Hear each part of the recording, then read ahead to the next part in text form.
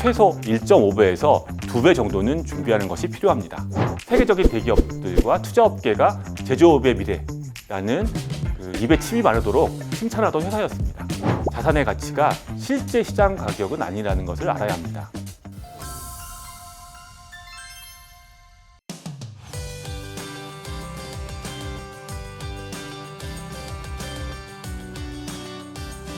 안녕하세요. 기술창업의 재무관리와 자금조달 강의를 맡은 최경철입니다.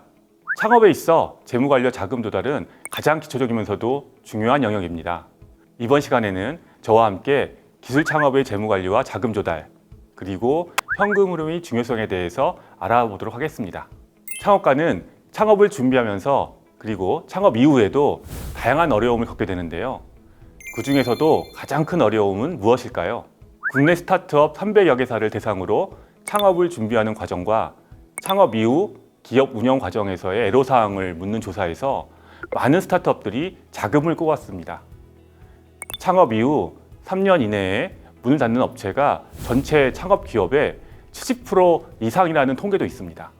창업 실패의 원인은 다양하겠지만 2021년 CB인사이트의 자료에 따르면 시장이 원하지 않는 제품과 서비스, 잘못된 비즈니스 모델, 창업가의 경영 미숙 등 여러 가지 원인이 있었지만 가장 결정적인 원인은 자금 부족이었습니다. 회사 운영에서 가장 큰 어려움은 역시 자금입니다. 적정 규모의 자금을 조달하기 위해서는 기업 운영에 필요한 소요 자금을 추정하는 것이 필요합니다. 창업 기업의 자금은 매우 중요하며 적기에 자금이 수혈되지 않으면 기업은 위기에 처하게 되는데요. 회사를 사람의 몸에 비유한다면 자금은 피와 같은 존재일 것입니다. 피가 부족하거나 돌지 않으면 목숨이 위험하듯이 기업도 자금이 부족하거나 원활하지 않으면 존폐의 위기에 처하게 됩니다.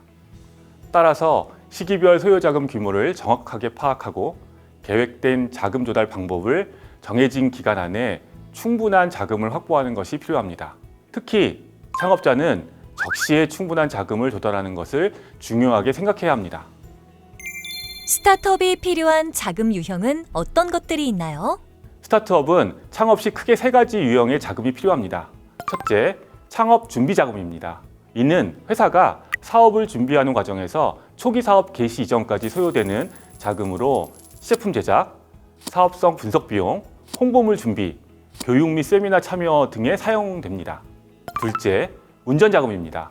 사업을 시작했을 때 월 임대료, 직원 급여, 광고비, 원재료비나 기타 경비로 사용됩니다.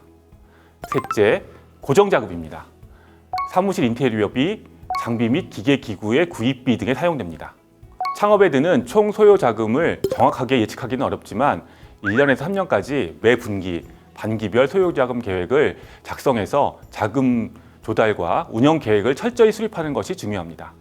사업을 시작한다고 해서 곧바로 현금이 들어오는 것이 아니기 때문에 자금 운영 계획을 최대한 보수적으로 계획하는 것이 필요합니다. 특히 사업을 시작해 소요되는 예산을 대비해서 준비하는 자금 규모는 업종에 따라 다르겠지만 최소 1.5배에서 2배 정도는 준비하는 것이 필요합니다. 그 이유는 실제 사업을 시작하였을 때 생각지 못한 비용 지출이 상당히 많기 때문입니다. 자금 계획 수립 시 고려해야 할 사항이 있을까요? 뎁슨 칼리지의 티몬스 교수는 창업 기업들이 자금 계획을 수립하는 데 있어서 3가지 원칙을 기억하는 것이 중요하다고 제시했습니다. 첫째는 많은 현금이 적은 금액의 현금보다 선호된다는 것입니다. 이는 당연한 이야기 같지만 현실에서는 이러한 원칙을 잊을 때가 있습니다.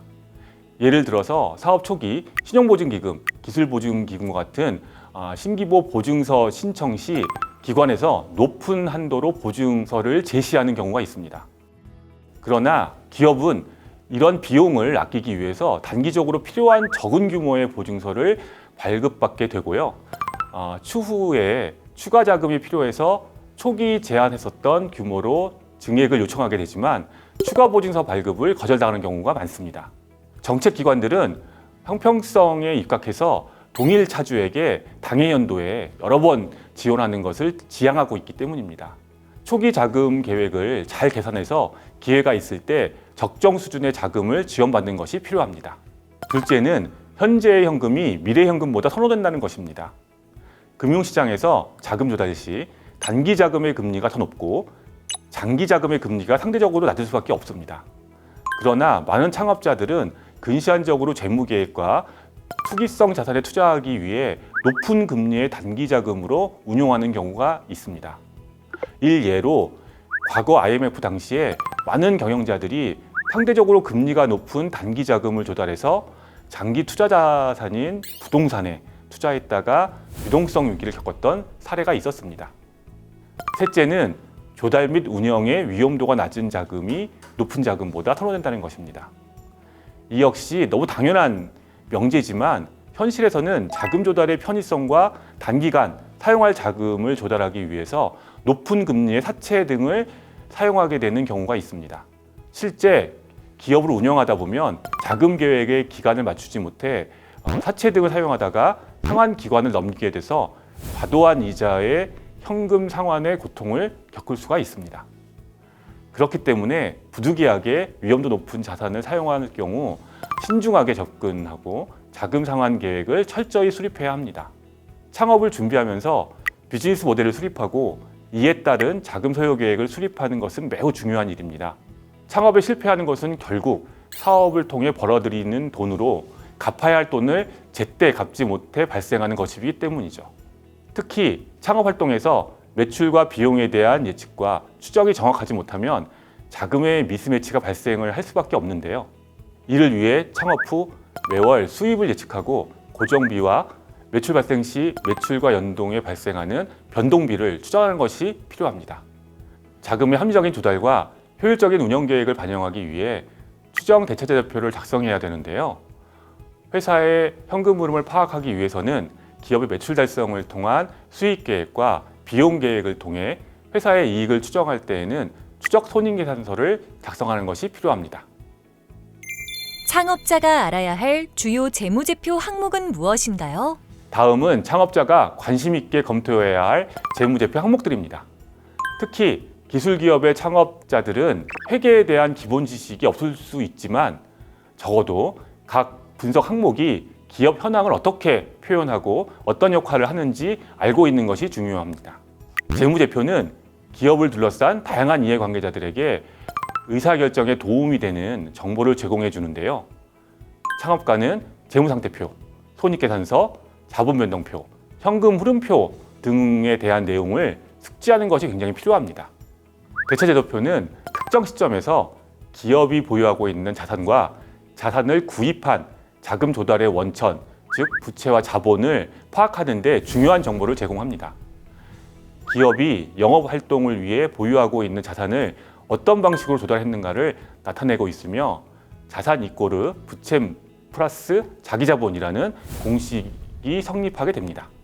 손익계산서는 일정 기간, 보통 1년 동안의 기업이 사업을 통해 얼마의 이익을 시현하였는지에 대한 상태표인데요. 특히 영업기간에 발생한 매출액과 비용, 그리고 매출액과 비용의 차이인 이익을 보여주는 중요한 재무 정보입니다. 대차제도표는 특정 시점의 정보를 나타낸다면 손익계산서는 기간 개념이 적용된다는 것이 차이점입니다.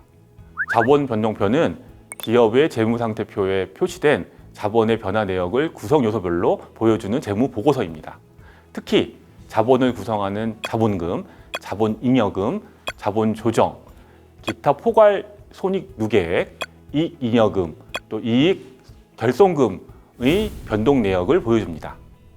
현금 흐름표는 기업의 영업, 투자 및 재무 활동으로 인해 발생하는 현금 흐름의 유입과 위출을 기록한 것입니다. 손익계산서상의 이익과 실제 기업이 보유한 현금과는 차이가 날 수 있다는 것을 인식해야 하므로 현금 흐름표를 파악하는 것이 실질적으로 시점별 현금의 보유 규모를 파악할 수 있습니다. 이러한 항목을 실제 경영 의사 결정 시에 활용하는 측면을 살펴보겠습니다. 대차제도표는 자금 조달 및 투자 의사 결정에 수행되는 데 활용이 되고 손익계산서는 회사의 경영 성과, 미래의 현금 흐름과 수익 창출력을 보여줍니다. 자본 변동표는 포괄적인 경영 성과의 정보를 제공하게 됩니다. 그럼 현금 흐름표는 어떻게 활용될까요? 회사의 수익성을 파악할 수 있고 현금 흐름의 관계와 회사의 부채, 상환 능력을 파악할 수 있는 정보를 제공하게 됩니다.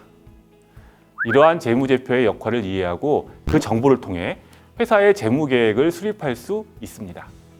창업자들은 대체제표와 손익계산서를 검토할 때 다음과 같은 유의사항을 검토하고 외부 평가 시 VC나 금융권 등에서도 다음과 같은 한계를 인지하고 회사의 재무제표를 검토한다는 것을 알게 되는 것이 중요합니다.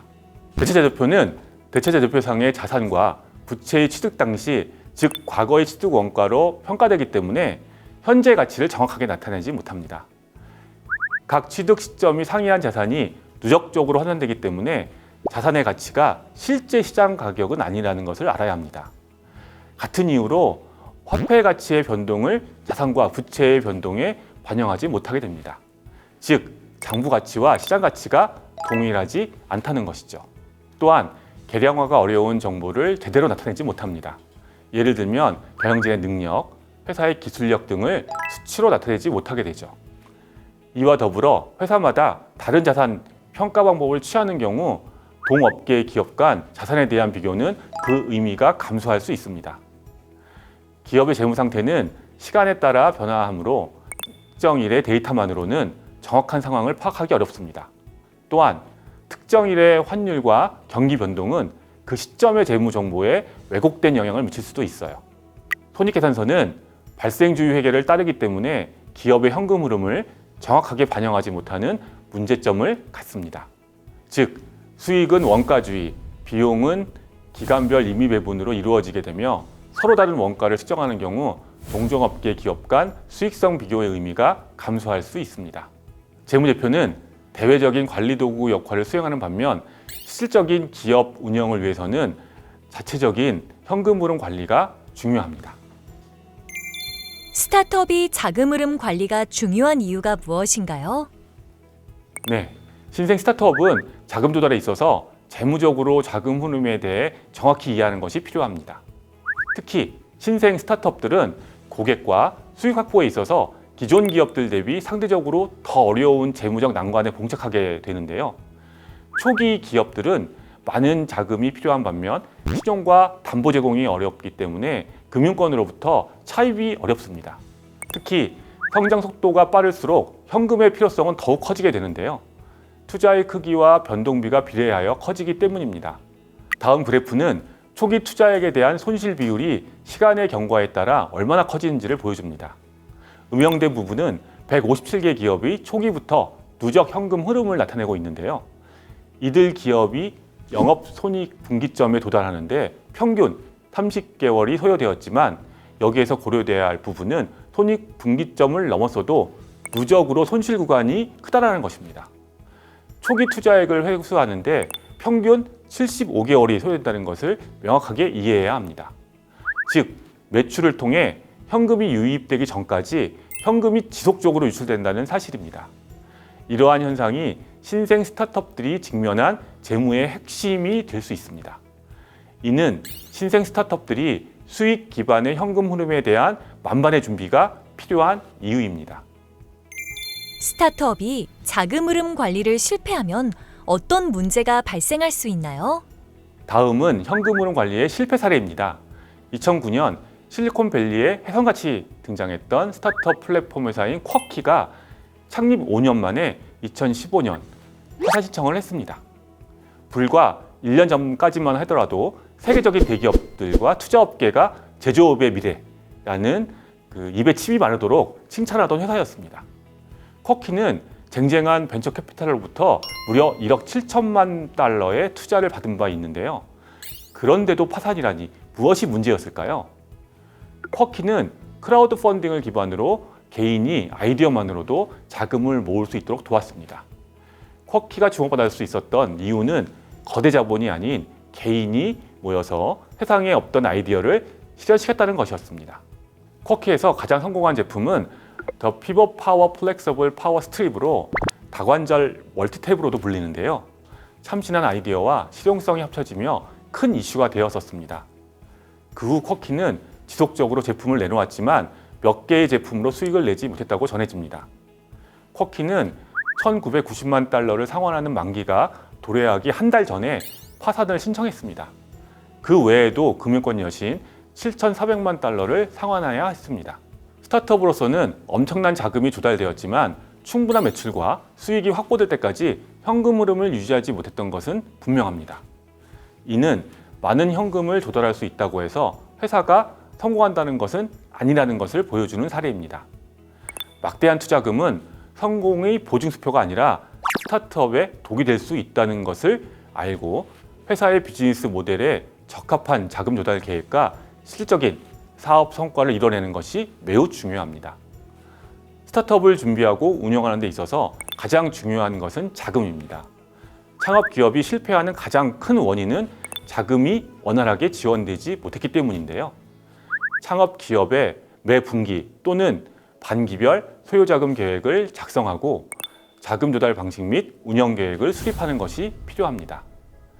자금 운영 계획은 최대한 보수적으로 계획하더라도 적어도 최소 자금 소요 계획의 1.5배에서 2배의 자금을 사전에 확보해야만 합니다. 또한 창업자는 재무제표에 대한 기본 이해와 각 항목의 특성을 파악해서 자금 조달과 운영 시에 다양한 방식으로 재무 관리를 수행하는 것이 필요합니다. 스타트업이 BEP, 즉 손익분기점에 도달하는 기간이 30개월과 누적적자를 벗어나기 위해서는 75개월이 소요됐다는 것은 비즈니스 모델에서 양의 현금 흐름을 가져가기가 그만큼 어렵다는 것을 뜻합니다. 회사가 양의 현금 흐름을 달성해 창업자가 현금 흐름의 걱정에서 자유로워지기 위해서는 많은 매출을 창출하여 지출 비용을 상쇄하고도 남을 현금의 매출을 시현하는 것이 중요하겠죠. 회사가 성장하기 위해서는 비용적인 측면의 관리도 중요하지만 핵심 비즈니스에서 수익을 달성하는 것이 역시 중요함을 다시 한번 강조드립니다. 오늘날의 창업 환경은 절대 녹록하지 않습니다. 이럴 때일수록 재무 관리와 자금 조달에 대한 탄탄한 지식과 전략이 중요하다고 생각하는데요. 어려운 상황에서도 끊임없이 배우고 준비한다면 성공에 한 발짝 더 다가설 수 있을 것입니다. 모든 창업자가 성공하기를 진심으로 기원합니다. 감사합니다.